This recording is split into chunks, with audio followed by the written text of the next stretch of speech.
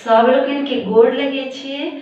और बस दू पंक्ति हमर सबके जे माँ दादी दाई सब जे गबै छथिन पुरान लय में बाबा के गीत। एखन त आंगन सबमे उपनयन होइया, माड़ो बनैया, बाबा के गीत कते सुहान लगैया। बस ओ पुरान लय में हम दू पंक्ति गाबै छी। आर एकटा बात कहू, कतौ ने कतौ मन में ई रहैया कि हमर जे पुरान संस्कृति है, जे पुरान धरोहर है, ओ कतौ ने कतौ यूज करैत रही। और आबऽ वाला जे जेनरेशन छै, बेटी पुतोह सब छथिन, ओहो सब सिखैत गाबैत अपन पुरान जे धरोहर संस्कृति छनि हुनका ओ सब जीवित राखैत। सबके बहुत बहुत धन्यवाद। सब बाबा जायता निकुंज वन, ओ जे लावता साइक काट है अपन बाबा जायता निकुंज वन, ओ जे लावता मोजक डोरी, ताये मारबा बैसला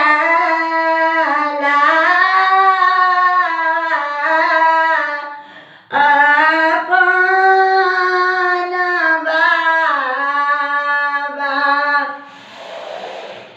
ओ जे जंघा जोड़ी अइहा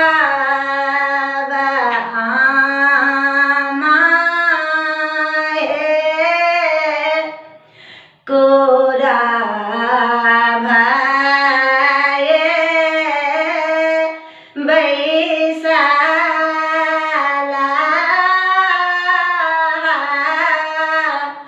सब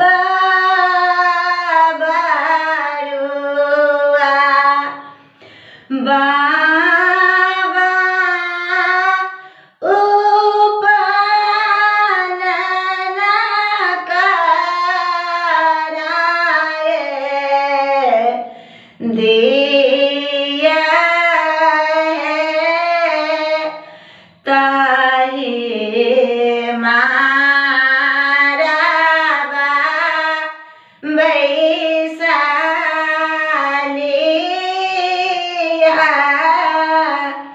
अइहा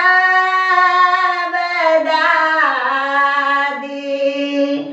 ओ जे जंघा जोड़े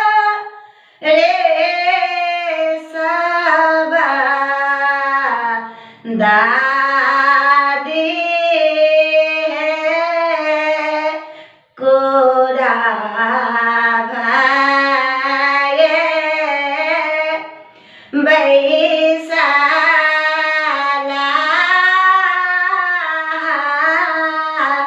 सब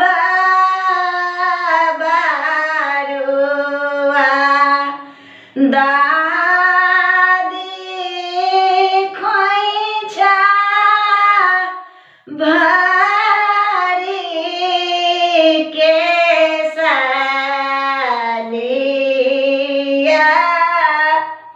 है, ताहि मारबा बैसला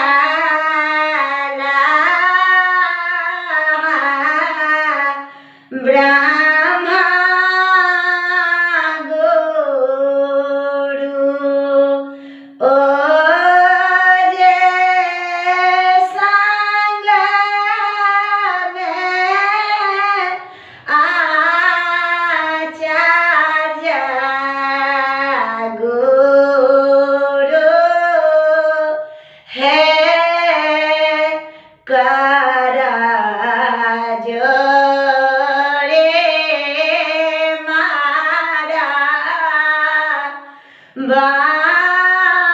बापारा आभा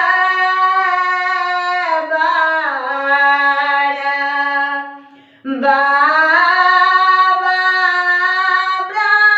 ब्राह्मण बनाए दिया है मारा बाहें घृत ढालिए देला ओ जे स्वर्ग इजोता भेला है स्वर्ग